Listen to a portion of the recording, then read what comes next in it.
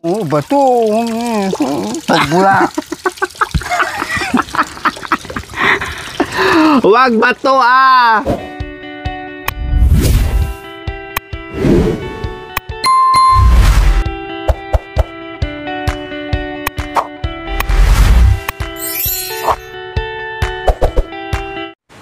Mamaya na yan.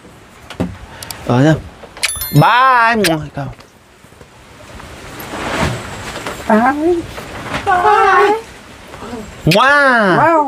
Bye-bye! Mwah! Bye-bye. I love you! I love you. Oh. Meron akong sasabihin sa'yo. Anong nangyari sa CR mo? Anong ginawa mo sa CR? Ah, pakita niya. Kasi may mali daw, sabi niya. Hindi marunong gumawa si Kuya Tid, may mali. Oh, sige. Tingnan natin. Tingnan natin, bakit anong mali? Buti na lang magaling ka. Oh. Ganito, ganito. Ha? Bangko, dokter.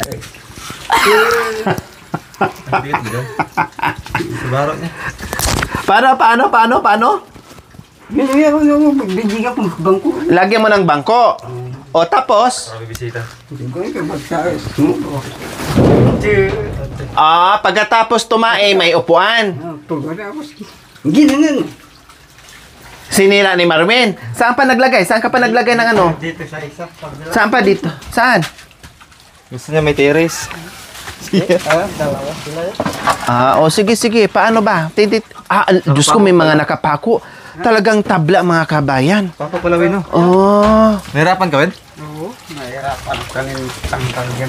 Talagang, ayan.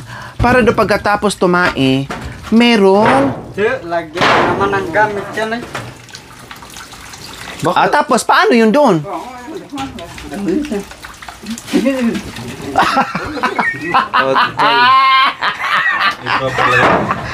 Iba palang upuan yan. Ganyan na lang yung pintuan kanina. Yan na Ay, di masarap eh. Hindi na masara. Oo. Gusto niya bigyan higaan pa dyan. Tapos, ang gusto niya mangyari, mayroon daw upuan ganito. Tapos dito, nilagyan din niya? Ayan, isa dyan. Ayan, tinanggal ko dyan. Mayroon din dyan. Dito wala. Ganyan na lang pinto eh. Paikot. Padot. Magtayos mo. Lugugin mo. Tubig mo. Oh. Upuan. Pala eh. Ay, Diyos ko. Iba palang purpose ito, mga kabayan. Akala ko ay habang pumupupo siya dito, mga kabayan, ang gagawin niya ay magdala siya ng kape. Tapos patungan ng kape, magkakape siya. Bakit may upuan? Hindi pwede. Mamaya diyan ka na makatulog. Ito na ang magiging kwarto mo. Ha? Magtayos sa maraming bangko dito. Bakit? Mag-i-stay ka dito? Tatagal ka sa loob ng CR? Tumawag ko dito. Lumalabas ito sa labas. Oh. Aday. Ayaw na daw lumalabas sa labas. Diyos ko, mga kabayan, ito na yung sinasabi ko eh. Pero ituro natin sa kanya. No? Ito, inodoro yan. Diyan kayo dudumi. Oo, tapos may mga tubig dyan. Malaki nga tong inodoro na binili ko sa inyo eh. Tapos buhos. Nibu. Nibu, sabaw. Bawal din pala. Bawal ha? Tapos dito gamitin mo na, wag na kayo doon pupo. Dito na kayo pupupo. Ha? Wag mo lagyan upuan para hindi sisikip. Wag mo rin lagyan ng mga gamit. Kasi kung may upuan dyan, may lagayan dyan, mapuno sa gamit na naman yan, alam ko na naman ang gagawin mo, punuin mo sa gamit, tapos baka mamaya, may ahas, tirahan ng ahas, o habang pupupo kayo dyan, tuklawin ang tuklawin ng ahas. Binigyan kong doon. Potang mana ko. Loko. Pagkatapos, nilagyan daw niya ng bangko, mga kabayan, para pagkatapos tumae, ay uupo dito. Gagawin mong tambayan? Maamoy. Maamoy Pag dito ka upo, maganyan ka, may amoy. Mamaya dito ka pa matulog. Aday. Tama na yung ganyan para maluwang. Makakilos ka ng maayos. Lagyan pa ng tubig dito. O tapos maglagay pa tayo ng drum. Maglagay pa tayo ng kung ano-ano. O, sisikip siya kung mayroong upuan. Nilagyan pala yung bawat gilid mga kabayan. Wala na. Walis mo. Ha? Walis mo nagpatay. O, kuha ka ng walis. Walisan natin to. Walis. Walis mo nito ito. O, tapos, wag mo lagyan buhos pagkain eh. Wag. Para. Pagkain, wag lagay dito buhos, tapon lang doon o pakain sa aso or pakain sa manok. Bara, babara, hindi na, masira na, ha? Wag mo lagyan ng pagkain eh. Buhusan ganyan, wag ha, bawal. Pupo lang sa katubig, wiwi. Okay? Oh. Kuha ka, ay, kuha ulit.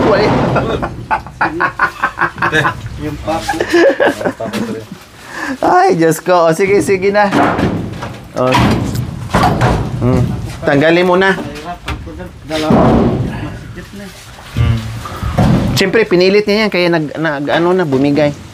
Okay lang, at least na hindi naman sirang-sira na talagang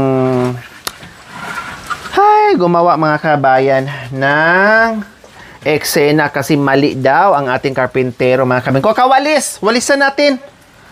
Mali daw ang ating karpintero, no?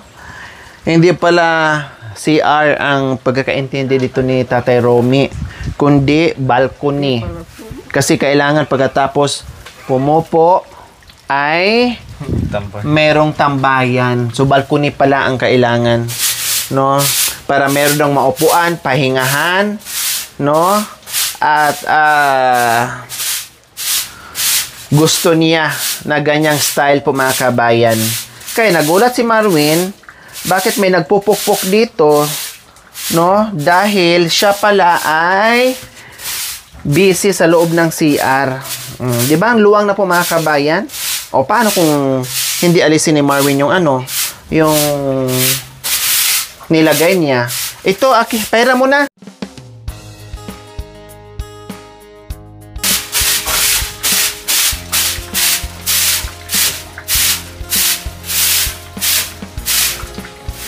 Ayan. So, ngayon mga kabayan, wala natin problema. Hindi lang pambisita yung CR natin, no, sa kanila. Siyempre, madalang lang may mabisita dito mga kabayan. At least meron na.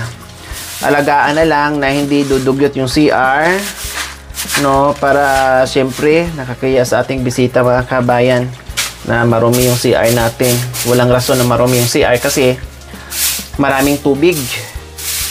No, maraming tubig, walang rason. Hindi tulad sa iba na talagang igib pa, pero malinis. Kahit nag-igib sila ng tubig, malinis yung CR nila. Eh dito pa kaya, nawantusawa yung tubig nila. Oh, at least sa wakas mga kabayan ay natapos din ang CR natin. Ang daming pagsubok, ang daming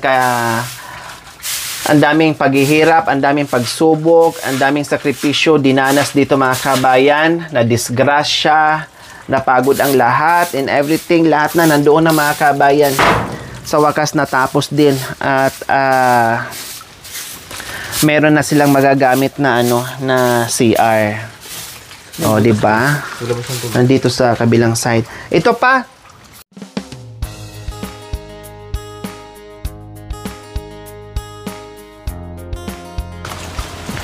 Yan. Marvin, nasaan yung balde? Ayun. Kukuha tayo ng doon.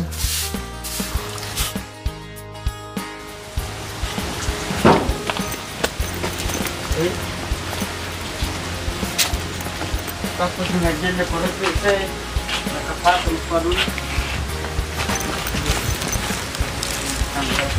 Nakaisip na ito pa rin.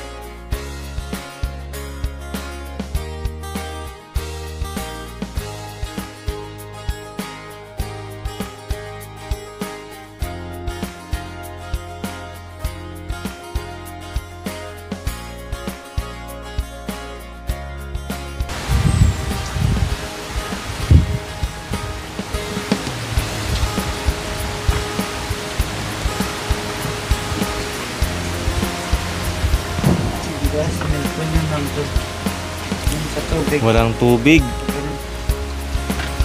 Haraman. May drop ako dito.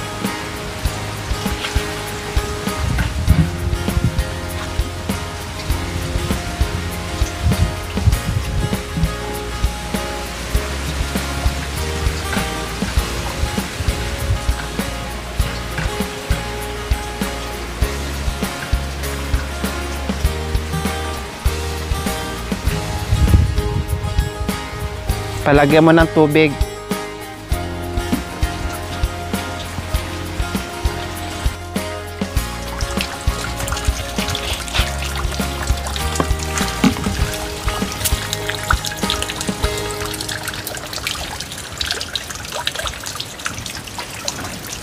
Pumupo or gamit ng CR, may tubig na, ihi, may pangbuhos na.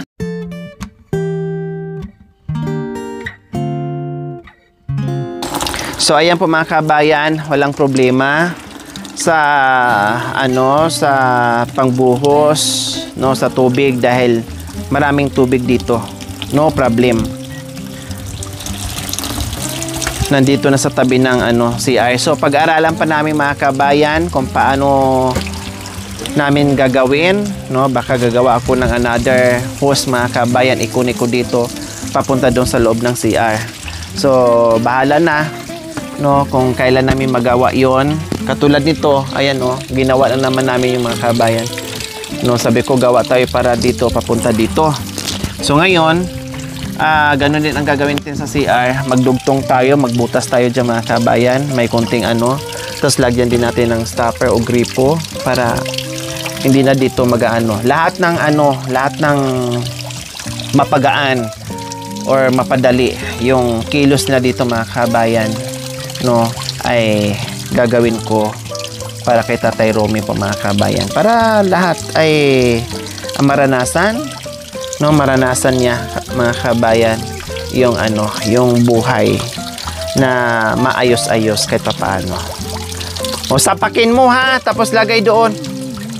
Para pag ihi o buhos ka agad para hindi mangangamo yung CR, no, kahit wiwi buhusan para hindi mag-yellowish yung inodoro, hindi babakat, hindi dudumi. Para laging mabango at malinis ang CR ne. Oh, very good.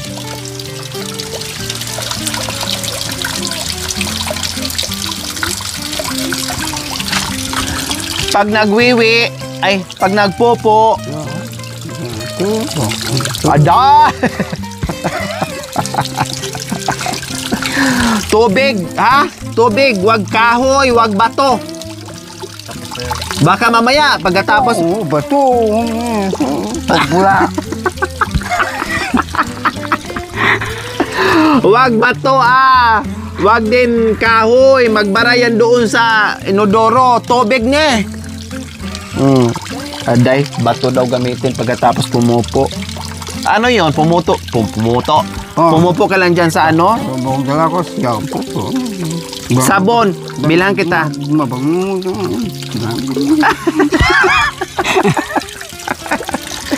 Bibili ako sabon, lagayan ng sabon, lagay ko dyan. Para pang pang sabon, pang hugas. Punuin mo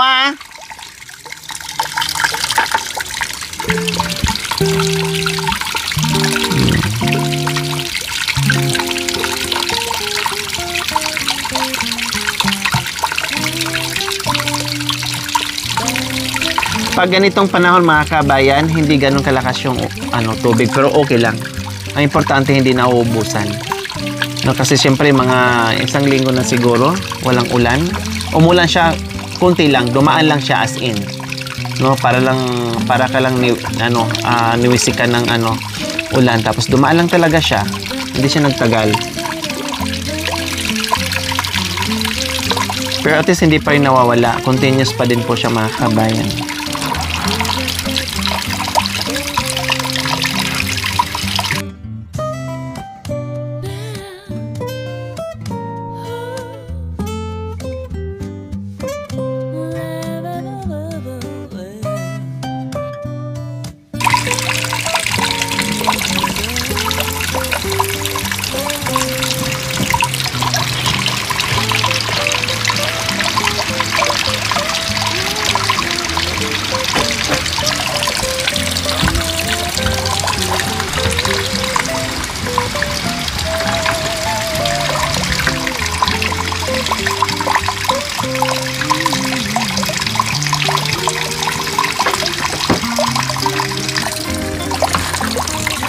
Yan, pati yung tabo or balde ng CR, pang CR lang po talaga. Bibili na lang ako ng balde na ano, na hindi pang CR. Kasi hindi pwede gamit sa CR, gamit din sa pang araw-araw na ano, dyan sa kusina. Ayan, makanyan.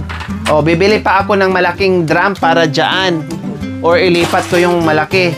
O, pag nagwiwi, o, paano ka pumupo? Ano? Ha? Ito. O, makanyan. Makanyan. Tapos, pag naghugas, o, yeah, makanyan. Kaya wag bato gamitin sa dahon or kahoy. O, subukan mo nga. Di laki. Ganito magbuhos para matanggal yung punuin. O. Yan, makanyan. Hindi yung kunti-kunti lang. Siyempre, hindi maano yung ano. O, kailangan hindi marumi. Walis. Wag, bibili ako ng panglinis. Bibili ako. Wag walisan kasi marumi yung walis. Madumihan din yan. Bibili ako ng parang brush, yung pangganyan sa CR. Malaki yan. Ha? Hindi pa ma-shoot. Para malinis. Makanyan. Malaki buto. Makanyan. Pwede rin ganyan. Tayo ka. Doon. Pwede rin ganito. Yeah. Yeah.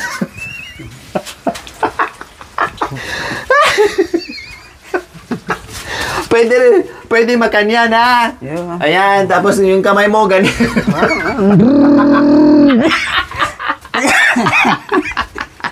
Ginawa, sasakit. Makanyan, ha? Wag mo na lagyan upuan, ha? Tapos, wag mo na rin buhusan ng pagkain, Bawal. Babara. Hayaan mo na. Lagyan na lang natin yan ng ipit mamaya. Okay na yan. So, ayan po mga kabayan.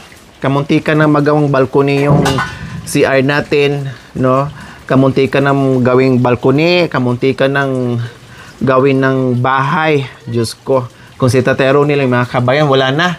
Pero siyempre, tatanggalin ko pa rin yun kung wala si Kuya Marvin, kung hindi tinanggal ni Kuya Marvin. Ako pa din na magtanggal o kaya yung team. Kasi siyempre, kung hayaan po natin yung mga kabayan, imbes na yung CR na maluwang, magiging masikip po yun. And then, hindi lang talaga upuan yun. Lalagyan pa ni tate ng mga gamit yung kung ano-ano na nakasako dyan. Kaya, buti lang nandito si Kuya Marvin at nagawa niya na kaagad. Kaya ito, maraming salamat po muli kay Nanay Mia po mga kabayan. No, nagpaabot dito ng 30,000. And then, si Nay Sara, humugot ako ng 10,000 po mga kabayan kasi kinapos yung ating budget dahil yung pagkain pa plus sahod pa. And then, nagastusan tayo doon sa paghakot ng mga materyales, no? Dahil hinakot galing pa doon sa hangganan na may semento. Tapos hinakot na naman dyan sa tuktok. Tapos hinakot na naman dito. Ilang beses po mga kabayan ay hakot doon, hakot dito. Nakita nyo naman, no? 3 araw namin ginawa yung hakot. And then, syempre, lahat ng gumalaw ay meron sila. Kaya, kinapos tayo. Pero doon pala sa materials, mga kabayan, initial natin materials, more or less na sa 20,000 na kaagad. No, 20,000 na kaagad. So, what is 10,000 mga kabayan? Iba pang gamit na binili natin. Nagpahabol pa tayo ng mga ibang gamit, inodoro, everything. Plus pagkain pa, plus yung labor sa mga naghahakot. And then, yung sahod pa sa labor doon sa karpintero natin. O, diba? Kaya, maraming salamat po kay Nanay Mia, isa sa pinaka-generous sponsor natin, no? At kay Nay Sara, maraming salamat po sa inyo. Hope na okay na kayo ngayon, na nag-suggest, lahat na nag-suggest na sana magkaroon malagyan ng CR. So ito na po yung mga kabayan. Sana naging happy na kayo at happy tayong lahat sa naibigay nating CR ni Tatay Romy at para sa mga bisita. Kasi marami naka-schedule ating mga sponsor or yung ating mga solid viewers na gustong makita si Tatay Romy, gustong makapunta dito masilayan ang sitwasyon ni Tatay Romy. Sure, welcome. So ngayon pag napunta sila dito, ay meron na sila magagamit na CR at hindi na rin tayo mga baka sila ay matuklaw dyan kapag nag-CR dyan sa tabi-tabi kung saan-saan. O, diba? So, maraming salamat. Basta, wag po kayong magsawang manood sa aking vlogs po mga kabayan without skipping ads. And please, paki-like and share na rin po mga kabayan sa abot ng aming makakaya. Tuloy-tuloy ang ating misyon. Kahit ano pa man yan mga kabayan, nakayanan ko nga rain or shine, no? Kahit gaano kalakas yung bagyo, nakayanan ko. Si Super Typhoon, sigla number 4, sigla number 5 mga kabayan, nakayanan. Nandito pa rin ako, nasa kabundukan pa rin ako nag-iikot mga kabayan habang binabayo tayo ng malakas na Super Typhoon na si Yuan. Hindi nga po tayo nagpapatinag. Yun pa kayo yung mga komento nila. No way. So tuloy lang tayo. Doon tayo sasama sa mga humihila sa atin paakyat. Huwag tayong sasama sa mga taong hinihila tayo pababa kasi walang patutunguhan. Hindi naman sila makatulong mga kabayan, kundi ako pa din, tayo pa din, no? Paano yung mga taong nagaantay ng biyaya kung magpapatinag tayo sa mga binabato sa atin. Dahil wala naman silang magagawa, wala din silang maitulong. Bagkos masira pa yung iyong misyon, no? At bagkos masira pa nila yung mga taong mabigyan natin ng oportunidad na maging okay yung buhay nila. Kaya huwag tayong magpapuksa. Doon tayo sasama sa mga taong nakakaintindi, malawak ang pag-uunawa at hindi makitid ang utak, at doon sa mapagmahal na mga viewers natin. Sila yung ating i-appreciate, sila yung ating pasasalamatan, kasama ang lahat ng ating mga sponsors na nagtiwala, na nagmahal sa ating munting adikain. Kaya congratulations po sa ating lahat. Meron na naman tayong nagawang project dito sa bahay ni Tatay Rome. Maraming salamat and mag-ingat po tayo lahat. We love you all. God bless us all. Bye. O, bye-bye tayo. Bye. Mwah. Thank you for watching. Don't forget to like, share, and subscribe.